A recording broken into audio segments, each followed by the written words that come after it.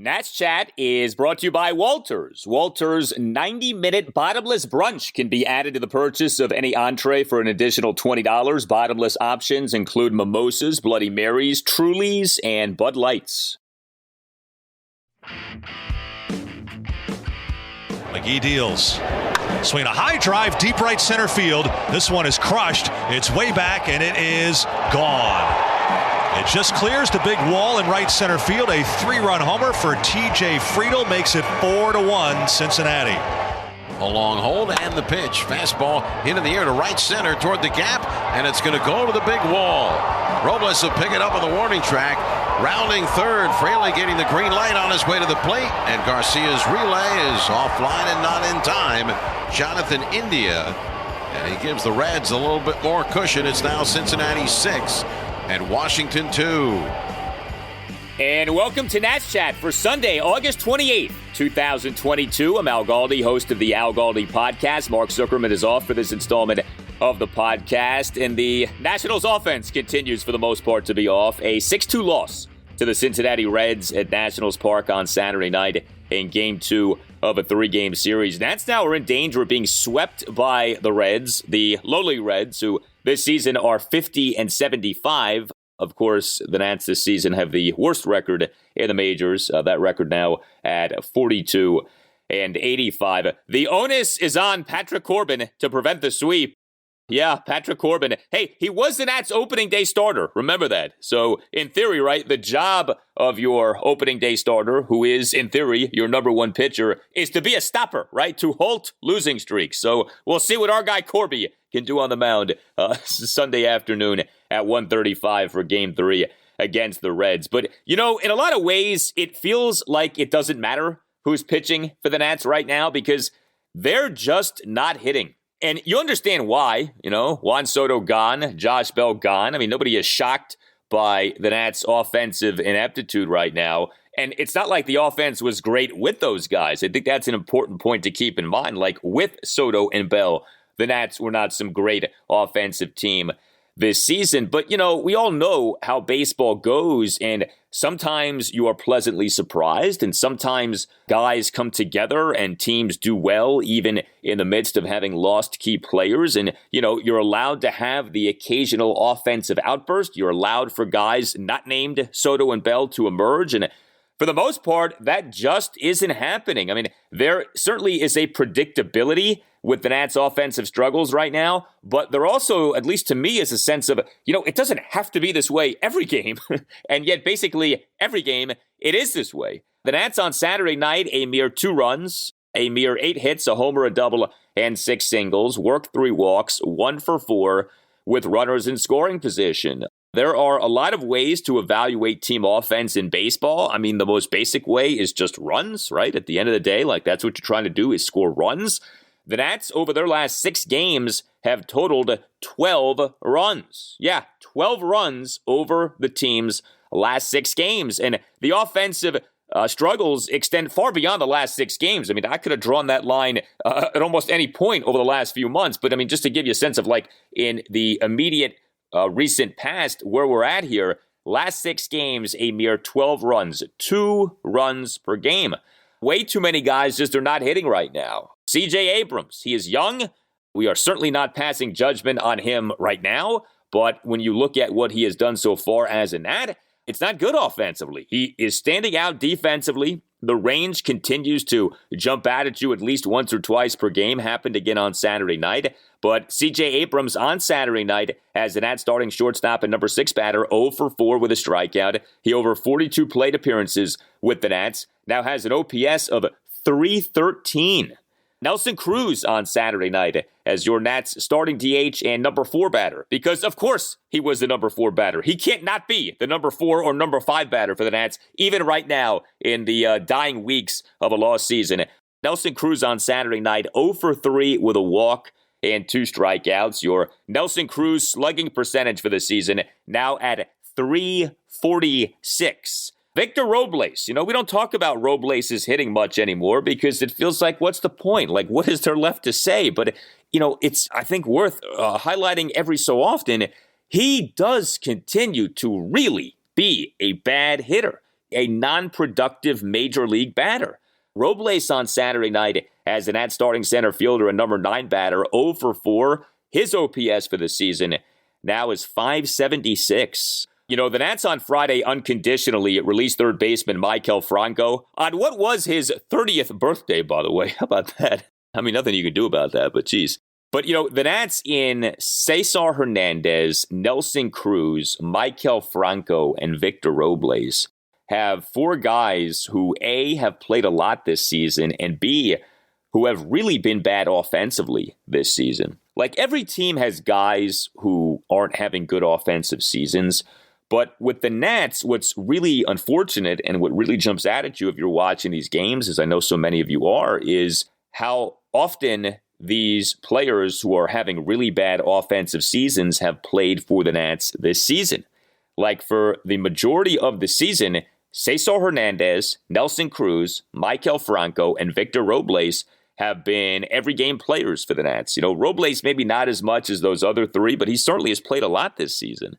And yet, those 4 guys put up numbers that are really bad this season. And, we're certainly seeing it now continuing with Cruz and Robles. Franco is gone. Cesar Hernandez is been relegated to the Nats bench here lately. Cesar Hernandez is in that Alcides Escobar, Maikel Franco territory of having gone from playing every day to now not playing at all. And I am totally on board with that. But it's rough. I mean, it is tough going for this offense overall, and it certainly has been tough going for those players this season. The Nats scored their 2 runs on Saturday night on a Lane Thomas home run and a Luke Voit RBI single. Lane Thomas was the Nats starting left fielder and number 7 batter. He went 2 for 4 with a solo homer and a single. Thomas in the Nats 1-run second, a 2-out full count solo homer to left field to tie the game at 1. And Thomas in the bottom of the 7th had a 2-out infield single. So it was nice to see the Lane train do some things offensively on Saturday night. Luke Voit on Saturday night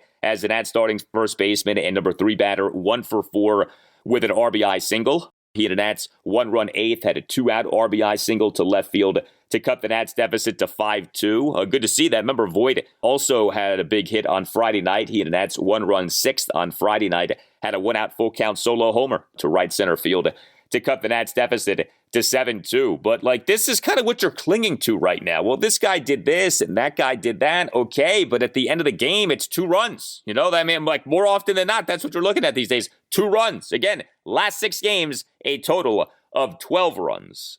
Now, all of that said, I do want to give credit to 2 Nats who are hitting right now.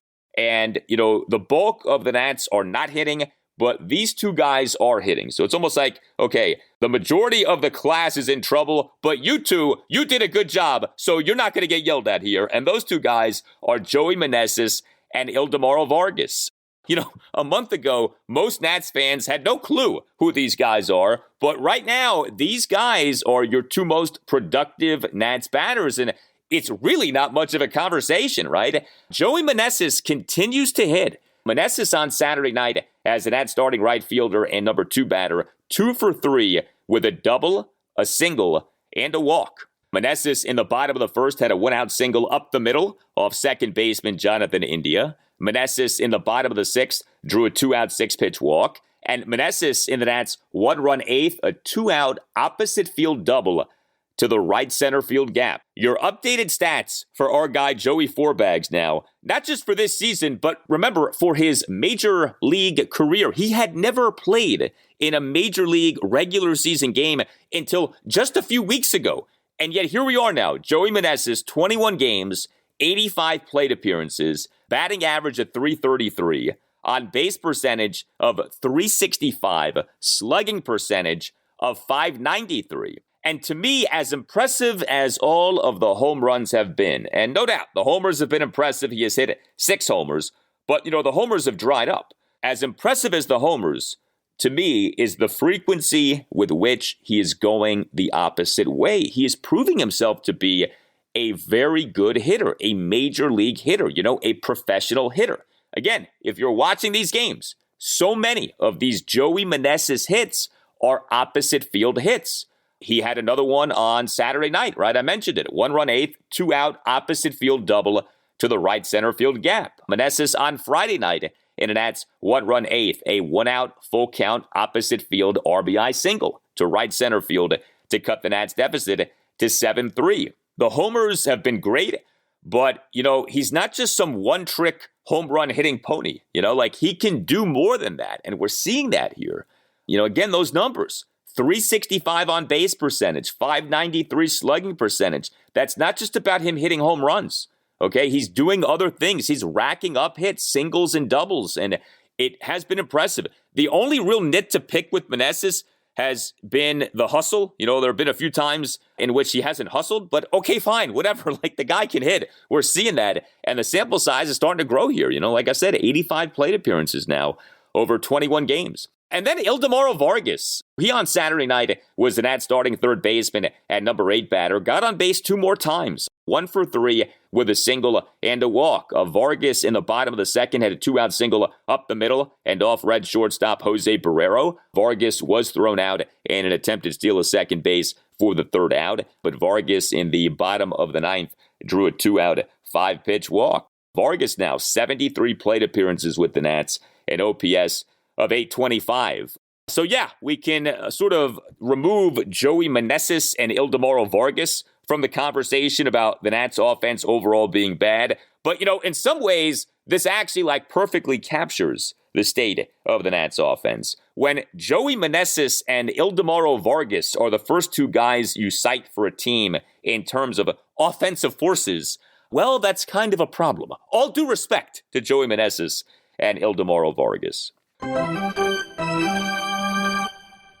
Now a word from our sponsor, BetterHelp.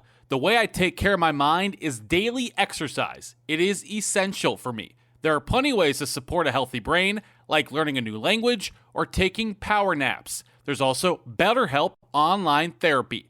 Everyone I know who does therapy swears by it. It feels like all I hear these days is how you have to start doing therapy. BetterHelp is online therapy that offers video, phone, and even live chat-only therapy sessions, so you don't have to see anyone on camera if you don't want to. It's much more affordable than in-person therapy, and you don't have to fight traffic or look for parking. Our listeners get 10% off their first month at betterhelp.com/natschat. That's better, HELP.com/natschat. 2-2 the count. The pitch. Swing and a fly ball hit to left. Playable for Fraley moving in and to his right. He makes the catch and the game is over. Robles flies out. Diaz finds the strike zone to get the final out. And the final inning and a third for him out of the bullpen to preserve this victory for the Reds. Well, we on Saturday night in this 6-2 Nats loss to the Reds had our guy, Paolo Espino, a.k.a. the secret weapon, as the Nats starting pitcher. And our guy Paolo deserved better, okay? And I know we're biased on the Nats Chat podcast, but I think that even when factoring in our bias, I still think that the accurate way to frame Paolo on Saturday night is he deserved better. He was better than what his final line ended up being. Paolo officially allowed 3 runs in 5 1/3 innings. Now, he did give up 7 hits, okay, a homer, a double, and 5 singles, but he had 4 strikeouts versus no walks.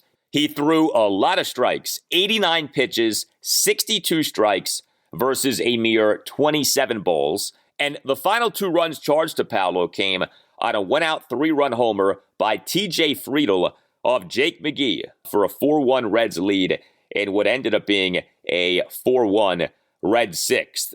McGee came into the game in relief of Paolo and made a mess of the game. More on Jake McGee in moments. But the only actual run off Paolo in terms of him being on the mound to give up the run came in the top of the first. He allowed a run on a 2-out solo homer by Kyle Farmer to left center field on a 1-2 pitch. The homer went a projected 407 feet per StatCast. But Paolo on Saturday night, for the most part, pitched well. And as we have discussed, he has not done so well as a starter. But I actually thought that he was pretty good in this game. Paolo this season, 34 games, including 14 starts, 91 total innings, ERA of 4.35. But yeah, the Nats bullpen on Friday night, the bullpen for the most part lately has been good, but you're not going to be great every game especially when you're using, 3, 4, 5 relievers per game. Nats on Saturday night used 4 relievers, and those 4 relievers combined to allow 3 runs in 3 2/3 innings. Jake McGee, mentioned him. He came into the game top of the 6th, runners on 2nd and 3rd, 1 out, game tied at 1. And McGee, to the first batter he faced, gave up a 1-out, 3-run homer to TJ Friedl to right center on a 1-2 pitch for a 4-1 Reds lead. And McGee wasn't done. He then gave up a 2-out solo homer to Colin Moran to center field on a 1-2 pitch for a 5-1 Reds lead. So note, the Reds on Saturday night hit 3 home runs. Each homer came on a 1-2 pitch. The Kyle Farmer homer off Paolo Espino and the TJ Friedl and Colin Moran homers of Jake McGee. So rough outing for Jake McGee. Victor Arano did toss a scoreless top of the 7th with 2 strikeouts. Hunter Harvey, scoreless top of the 8th with 2 strikeouts. And then Carl Edwards Jr. in the top of the 9th allowed a run on a 2-out infield single by Jake Fraley and a 2-out opposite field RBI double by Jonathan India to the right center field gap for a 6-2 Reds lead. But I said Hunter Harvey in a notable way because Hunter Harvey does continue to pitch well for the Nats. Hunter Harvey, like I said, scoreless top of the 8th, 2 strikeouts on Saturday night. Harvey now with the Nats, 21 2/3 innings, 25 strikeouts, ERA at 2.91, and a whip of 0.97. He missed a lot of time this season with, yes, injury. I mean, that has been the story of his career. He was out 2.5 months due to a right pronator strain, April 21st to July 10th. But since he came back, he's been effective. And at least right now, knock on wood, cross your fingers, pay homage to the baseball gods in the sky, he's staying healthy. The Nats this past March claimed Harvey off waivers from San Francisco. He always has had talent. No one has ever questioned that. It is just that he has been as injury prone as like any pitcher who you will ever see. The list of injuries that this guy has dealt with in his baseball career, it's like a mile long. It's amazing how often he's been hurt and the severity of some of these injuries. But he, to his credit, is still plowing forward. And at least right now, he's healthy and he is certainly effective. I mean, I don't know if you'd say he's the best Nats reliever right now, but you could, you could make that argument right now that if you need a shutdown inning right now, who on the Nats, who in their bullpen do you trust more than Hunter Harvey? You want to say Kyle Finnegan? Okay, but we know how it is with Finnegan. He can look great. He can also look spotty. Hunter Harvey, pretty consistently these days, game in, game out, is super effective. He's averaging more than a strikeout per inning, and he's barely putting guys on base. Like I said, that whip less than 1 at 0.97. Also with the Nats on Saturday, a couple of roster transactions. One was the Nats transferring left fielder Yadiel Herandez to the 60-day injured list, ending his season. Yadiel's season now is over. So the Nats, the previous Saturday, August 20th, had put Yadiel on the 10-day injured list, retroactive to August 19th, with a left calf strain, and recalled outfielder Josh Palacios from AAA Rochester. Davey Martinez, during his pregame press conference on Saturday, said that Yadiel's calf just was not healing as you would want it to heal. From past experience with these calves, it's going to take a little bit longer than anticipated. We know that these calf strains can be lasting. And, with Yadiel, keep in mind, he's an older guy, right? He's in his mid-30s. And I think the feeling is, why push it? We need to create some space here. So let's go ahead and transfer Yadiel to the 60-day IL. And so his season is done. Yadiel, in this 2022 season, 327 plate appearances, batting average of .269, on base percentage of .312, slugging percentage of .410. Those numbers don't sound great, but actually, as of Saturday, he had an OPS plus this season of 107. 100 is league average. So Yadiel for this season, an above average hitter. The guy can hit. We know that. The problem is the fielding, but the guy can hit. He is one of many players on the Nats best suited to be a DH. It's going to be interesting to see how the Nats navigate the DH spot in the lineup next year. Obviously, Nelson Cruz has been the primary DH this season, and that has sort of clogged things up to where you've had to have Yadiel play a lot of left field, and these days Luke Voigt play first base. You could argue that Joey Meneses is a guy who should be DHing a lot. So presumably Nelson Cruz gone after this season. I think you can do some mixing and matching next year with that DH spot. The way that most American League teams have handled the DH spot for years now is use it to rotate guys. Like, you don't have an every game DH. You mix and match, and you give guys days off from playing the field. You take guys who are defensive liabilities but who can hit and have them DH for you. But it's not like the same guy every game is your DH, the way that it has been with the Nats this season. Now, I applauded them signing Nelson Cruz, so I'm not going to be a phony on this. I thought that the signing made sense. I thought that he could be parlayed into being a nice trade chip for the Nats this season. That clearly did not happen. That clearly did not work out. But understand, that is an antiquated way of doing DH, is having, your big burly slugger be your every game DH over the course of a season. Like, moving forward, I think what the Nats should do and probably will do is just try to use the DH spot to hide guys who can hit but aren't very good in the field. And you have multiple guys like that in Yadiel and in Luke Voigt and perhaps in Joey Meneses, although we haven't seen enough of Meneses at first base to say if he's a true defensive liability. I would like to see more of Meneses at first base to see what the Nats may have in him there. He's not a right fielder, even though he's playing there a lot right now. He can do it, but you want to say, okay, where is he at his best defensively? I'd like to see what he looks like at first base on an extended basis. But, the other thing, too, with Yadiel, of course, is the age. Like I mentioned, he's in his mid-30s. This season was his age 34 season.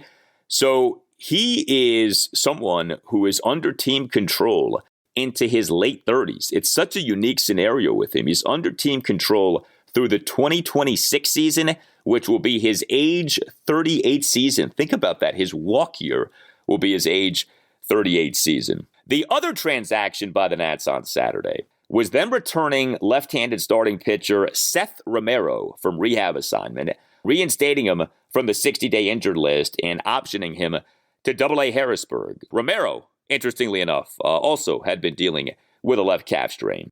So Seth Romero, let's talk about Seth Romero a little bit here. This season is his age 26 season. And if you are being honest about things, and we are nothing if not honest on the Nats Chat podcast, one of the things that we're proud of on this podcast is we do not sugarcoat things. Now, we don't go out of our way to be critical or anything like that, but, we can say what the truth is here. The truth with Seth Romero is he's lucky to still be in the Nats organization. Seth Romero has been a major bust for the Nats. And perhaps at some point that changes. I hope like heck that changes. I am rooting for Seth Romero.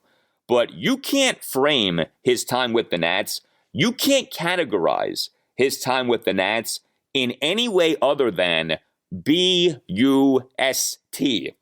The Nats took Seth Romero with the number 25 pick in the 2017 MLB draft. This was a risky pick to begin with. Seth Romero at the University of Houston was suspended twice and ultimately dismissed from the program. Seth Romero, in the 2018 spring training for the Nats, was sent home for repeated curfew violations. Do you know how rare that is for the Nats to send a player home from spring training for behavioral issues? I can't think of another instance of this happening since the Nats came here. The team telling a player, go home, go away, we don't want you here because of how you're behaving. That's what happened with Seth Romero at 2018 Nats spring training. Then, a few months later, Seth Romero underwent Tommy John surgery. August 30th, 2018, he underwent Tommy John surgery. Now, Seth Romero in the 2020 season did actually pitch for the Nats at the major league level, pitched in 3 games as a reliever. And Seth Romero last year got promoted by the Nats to AAA Rochester. Now, it was a bit of a questionable promotion.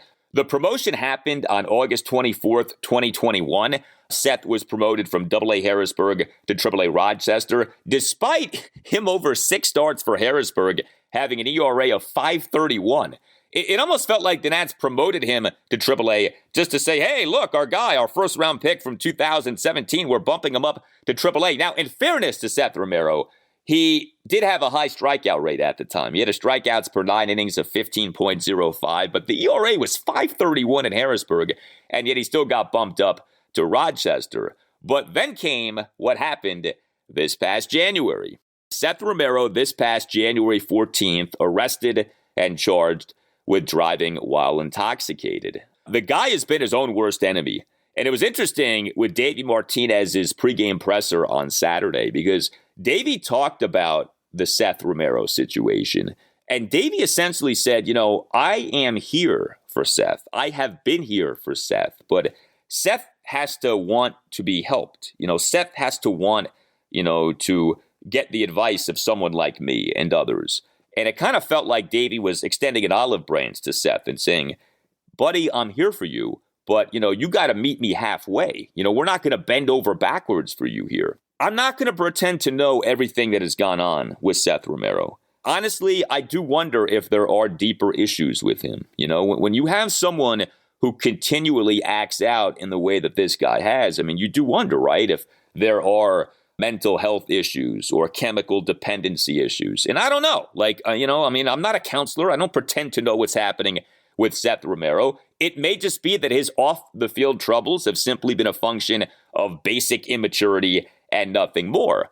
I do know this. Many, if not most organizations would have cut Seth Romero already. I think a lot of people thought that when he got arrested and charged with driving while intoxicated this past January 14th, that was it, okay? Because you think about it with Seth Romero, off-the-field problems combined with health problems, right? Like I said, Tommy John surgery, combined with lack of production. Like those three things all converging with one guy, you would think, okay, that guy would have been gone from many, if not most organizations. But because the Nats are like starving for organizational pitching depth, and let's be honest, because the Nats spent a first-round pick on him, and it never looks good when you cut bait with a first-round pick, Seth Romero remains in the Nats organization. And like I said, I'm rooting for him, okay? I would love for him to ultimately succeed. It would be actually a great story if somehow, some way, Seth Romero ends up ultimately succeeding. But knowing what we know about Seth Romero,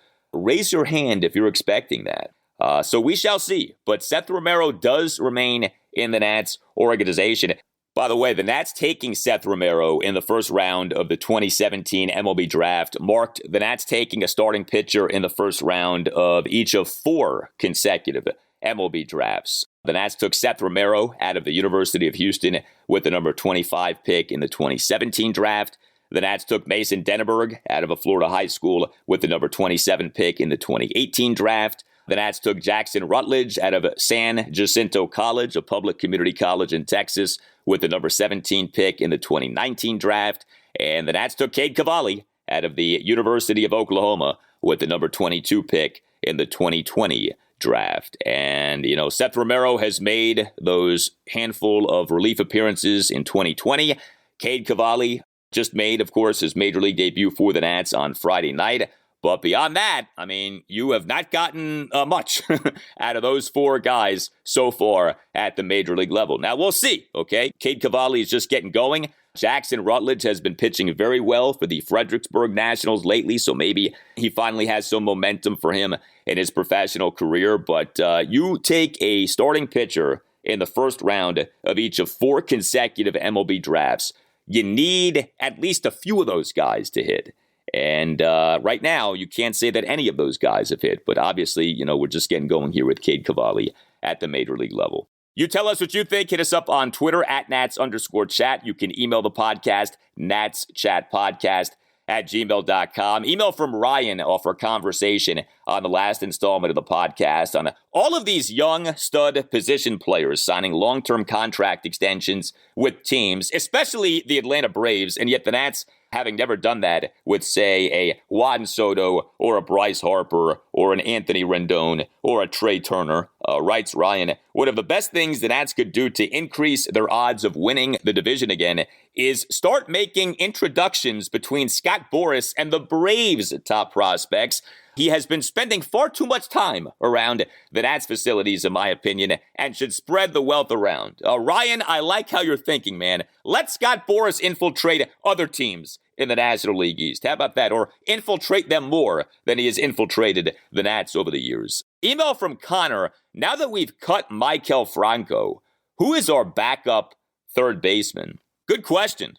And honestly, the answer is Cesar Hernandez. Cesar has played third base, although he hasn't played third base in a regular season game since 2015.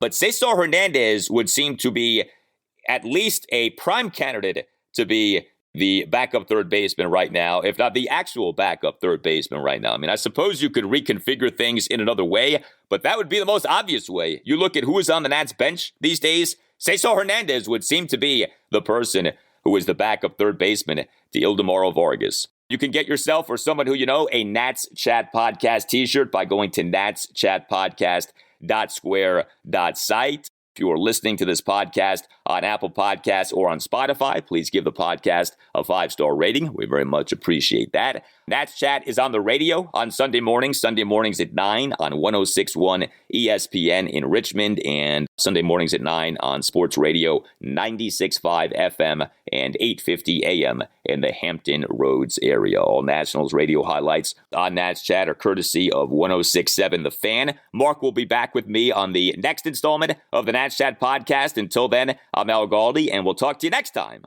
on the Nats Chat Podcast.